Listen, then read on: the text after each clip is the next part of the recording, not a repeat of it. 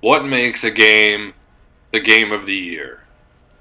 Since this is the first time I'm publicly declaring a pick for Game of the Year, I have been grappling with that question and wondering what criteria would be most relevant. But then I discovered that even though I only started playing the game this year, it actually came out in 2018. So this is not my game of the year, but just a normal review of Deep Rock Galactic. The game has a very simple premise. You and up to 3 friends are space dwarves, mining space rocks and killing space bugs. In space. You are employees of the Deep Rock Galactic Mining Corporation, and you have a job to do in an insanely dangerous environment. Hazards of the planet Hoxus 4 include underground volcanoes, lakes of acid, cave-ins, quakes, sandstorms, and carnivorous plant life. Each expedition drops your crew into a procedurally generated cavern full of minerals to mine and bugs to kill. While you have a quota to meet for your paymasters, you will also want to mine plenty of gold and rare minerals to spend on weapons, upgrades, and cosmetics back on the space station. Even just digging up minerals is a surprising amount of fun. There is no time limit on your expedition, but the longer you are in a cave, the more aggressive the local fauna becomes.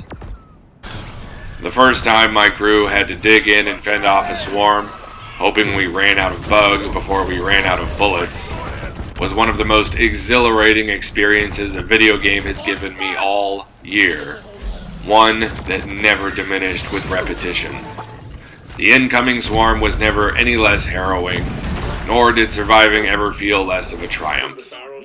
Every time you punch out and head over to the Abyss Bar for a well-deserved brew, you feel the satisfaction of a job well done. And unlike your real job, you never dread going back to do it again tomorrow. Cheers, Mike! Deep Rock Galactic adds 2 brilliant complications to the formula to keep things interesting. One is the economy of light.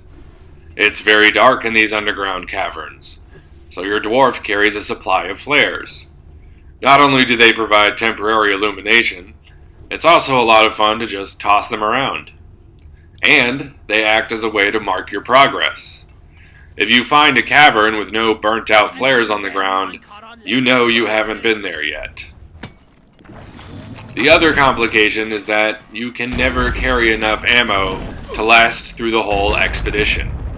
You and your fellow miners will need to collect enough minerals to afford a supply drop from orbit if you hope to see the end of your mission. It adds tension by making it feel like you are always on the verge of being overwhelmed, but it also encourages teamwork.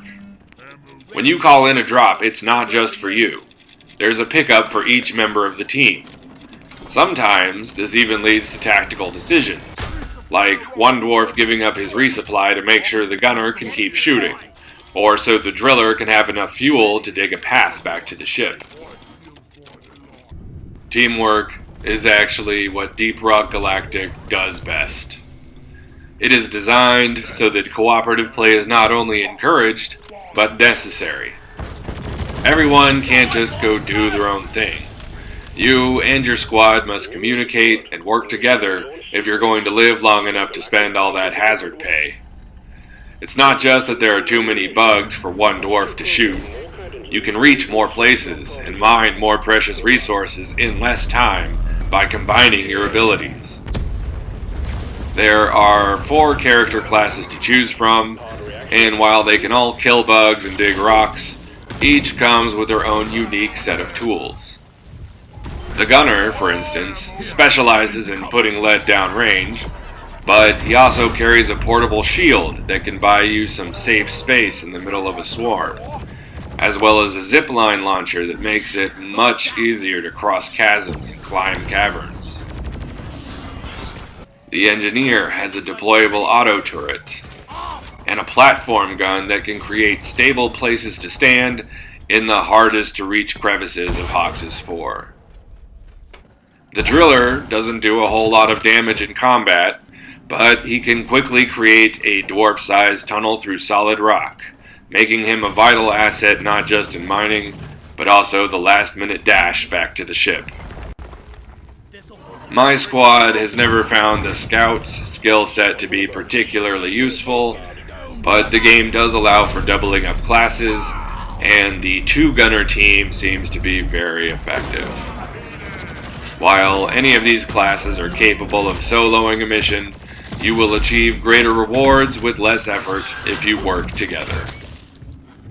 It's also a lot more fun.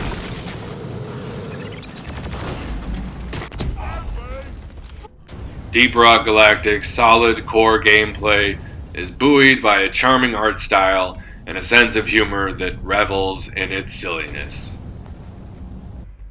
Your characters and the enemy bugs look and move like well-animated cartoons.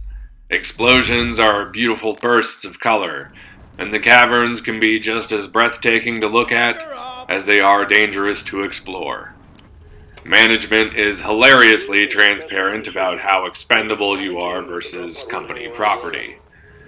Your robotic mule always escapes with the goods at the end of a mission, and the dropship will absolutely leave without a single dwarf on board.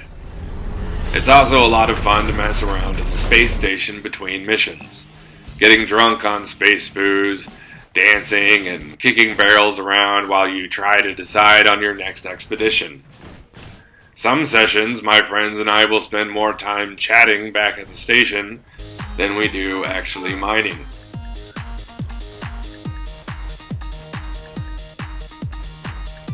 Deep Rock Galactic is easily the best multiplayer experience I've had this decade. It's quick to learn, but also deep enough to keep rewarding you after hundreds of expeditions. The game can be enjoyed by players at all levels of skill, and you don't necessarily have to be good at shooters to contribute to your squad's success. While it is still listed as a preview build, Deep Rock Galactic has never felt incomplete. The developers continue to add new modes, monsters, and loot in free updates. I've been playing this game all year, and I'm still encountering things I've never seen before.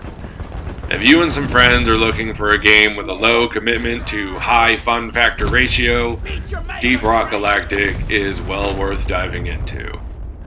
Now, if you'll excuse me, that Morkite isn't going to mine itself.